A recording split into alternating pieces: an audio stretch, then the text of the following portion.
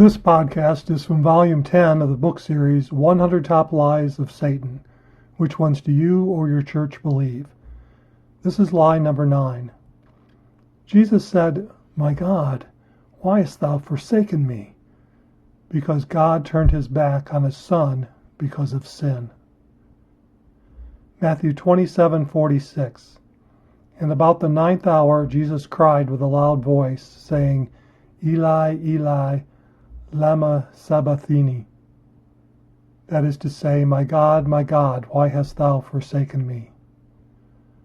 Mark 15:34 is the same. Psalm 22:1. My God, why hast thou forsaken me? Why art thou so far from helping me and from the words of my roaring? Forsaken or spared? Is there any argument here? Clearly, in these two verses, Jesus is crying to his Father, asking him why he has forsaken him, right? Wasn't Jesus quoting and fulfilling David's statement in Psalm 22:1? Don't nearly all major translations of the New Testament render this verse in this way? Didn't the Father have to look away and forsake Jesus because he was literally carrying all the sins of the world? The following lesson was written by Justin Reid to give a different meaning and an alternate translation of these commonly misunderstood verses. He argued that Jesus was spared for the cross, spared from a premature death, so that he could die as a willing sacrifice for the sins of mankind.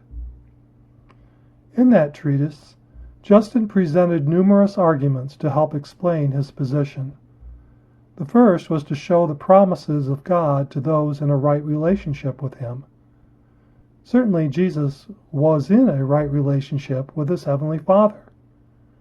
How then could God abandon Jesus on the cross when that is exactly what God the Father sent his Son, Jesus Christ, to the earth to accomplish?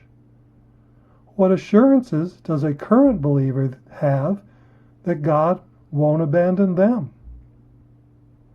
Next, the Greek words in question are thoroughly examined to show that an alternate translation could have been made, and indeed was made in the case of the translation of the Aramaic New Testament by George M. Lamza.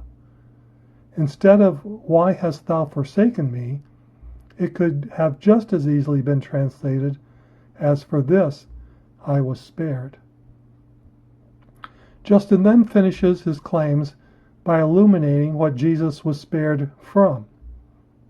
The same thing which Jesus prayed to be spared from in the Garden of Gethsemane: premature death before the cross.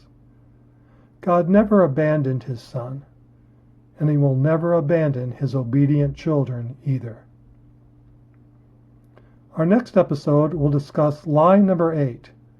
Jesus will rapture his church before the 7-year tribulation period, from Volume 10 of the book series 100 Top Lies of Satan. Which ones do you or your church believe? Please come back and give it a listen.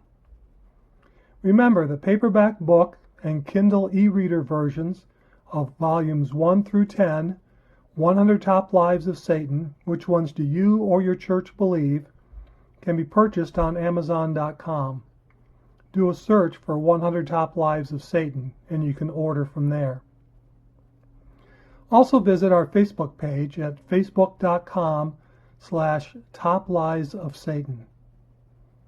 Our podcasts are found at www.podcast.com/100 Top Lives of Satan, with hyphens in between, 363AF03C6. Our blogs can be found at topliesofsatan.wixsite.com/website. Finally, our YouTube channel can be found by searching for 100 Top Lies of Satan.